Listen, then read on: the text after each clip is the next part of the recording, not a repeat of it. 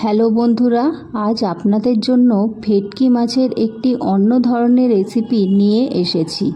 এটি হলো ভেটকি মাছের তেল ঝাল। আপনারা জানেন আমি সামান্য মশলা দিয়ে রান্না করে থাকি। এই রান্নাটিও আমি কম মশলা দিয়ে করার চেষ্টা করেছি। তাহলে চলে আসুন দেখে নেই রান্নাটি আমি কিভাবে করেছি। রান্নার জন্য প্রয়োজনীয় উপকরণগুলি আপনারা ডেসক্রিপশন বক্সের মধ্যে পেয়ে। আমি প্রথমেই ভেটকি মাছগুলোকে এইভাবে নুন আর হলুদ দিয়ে মাখিয়ে নিয়েছি। এবারে আমি এগুলো ভেজে নেব। তেল দিলাম, তেলটা গরম হয়ে গেলে মাছটা ভেজে নেব। গরম হয়ে গেছে, এবারে মাছটা দিয়ে দিচ্ছি।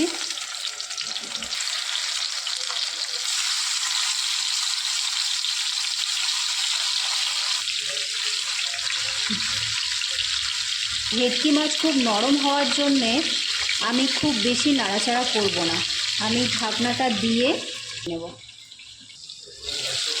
আমি এখন রান্না করতে মাছটা উল্টে দিচ্ছি, ভাজা হয়ে গেছে।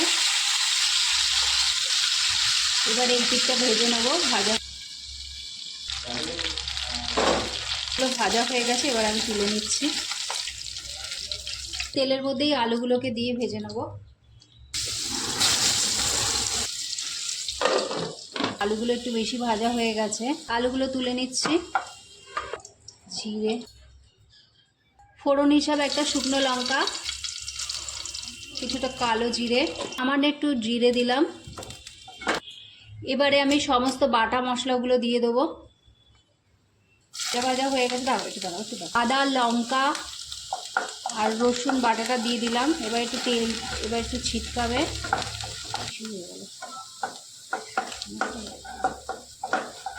জিরে আর ধনে বাটাটা দিয়ে দিলাম।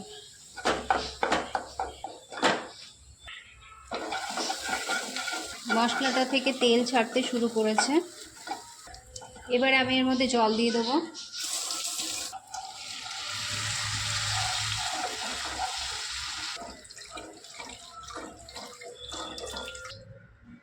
দু মিনিট ঢাকা দিয়ে রান্না করব।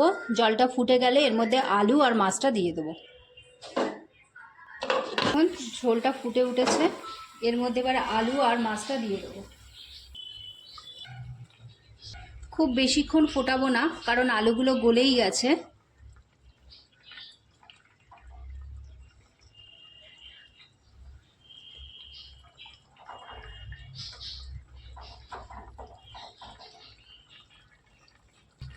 আমি দুটো লঙ্কা দিয়ে দিলাম। এবারে ঢেকে 2 মিনিট রান্না করব। মাছটাকে একটু উল্টে দেব। দাও, নুনটা দিয়ে দিলাম। আর একটু দাও দাও না, গরম মশলা দিলাম। আপনারা চাইলে দেবেন, এটা অপশনাল।